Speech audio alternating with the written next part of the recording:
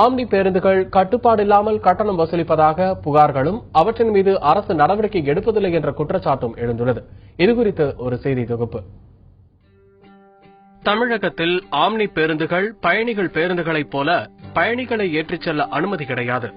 அவை சுற்றுலா போன்றவற்றிற்கு மட்டுமே பயன்படுத்தப்பட வேண்டும் என கூறப்படுகிறது.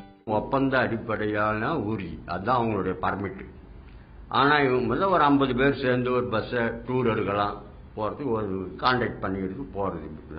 ஆனா இவங்க பஸ் போக்குவரத்து பயணிகள் போக்குவரத்து போல இவங்க அங்கங்க டிக்கெட் புக்கிங் ஆபீஸ் வச்சு டிக்கெட்டை போட்டு எல்லா இடங்களுக்கும் போறாங்க. ரூட் போர்டை போட்டு இன்னென்ன இடங்களுக்கெல்லாம் போவோம்னு சொல்லி விளம்பரப்படுத்தி தினசரி பயணிகள் போக்குவரத்து பஸ் போற மாதிரி இவங்க ஓட்டிட்டு இருக்காங்க. இது சட்டவிரோதமானது.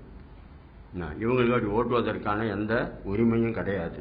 ஆம்னி பேருந்துகள் அதிக அளவில் கட்டணம் வசூலிப்பதாக புகார் தெரிவித்தால் அரசு தரப்பில் எவ்வித நடவடிக்கையும் எடுக்கப்படுவதில்லை எனவும் குற்றச்சாட்டு எழுந்துள்ளது.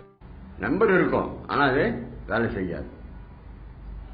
அப்படியே நீங்க தப்பி தவறி வேலை செஞ்சு நீங்க அது கொடுத்தாலும் புகார் கொடுத்தாலும் அந்த புகார் பதிவு செய்யப்பட்டு அதன் மீது என்ன நடவடிக்கை எடுக்கிறது என்ன கேரண்டி இருக்கு? ஒன்றும் கிடையாது. அரசு உறுதியாக இருந்தா ஆம்னி பஸ்ஸை ஒழிக்கலாம். தமிழக அரசு அதிக அளவில் வரி வசூலிப்பதாலேயே தாங்கள் அதிக கட்டணம் வசூலிக்க வேண்டியிருப்பதாக ஆம்னி பேருந்து சங்கத்தினர் கூறுகின்றனர். அரசே கட்டணத்தை நிர்ணயம் செய்தால் அதன்படி வசூலிக்க தயாராக இருப்பதாக அவர்கள் கூறுகின்றனர்.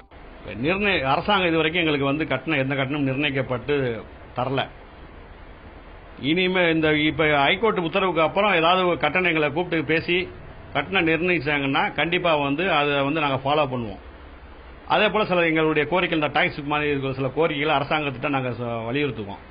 இதெல்லாம் பேச்சுவார்த்தையில் உடன்பாடு ஏற்பட்டுச்சுன்னா, சுமூகமான உடன்பாடு ஏற்பட்டா கம்மியான ரேட்டுக்கு தரமான சர்வீஸ் செய்வதற்கு ஆம்னி பஸ் ஓனர்கள் தயாரா இருக்கும்.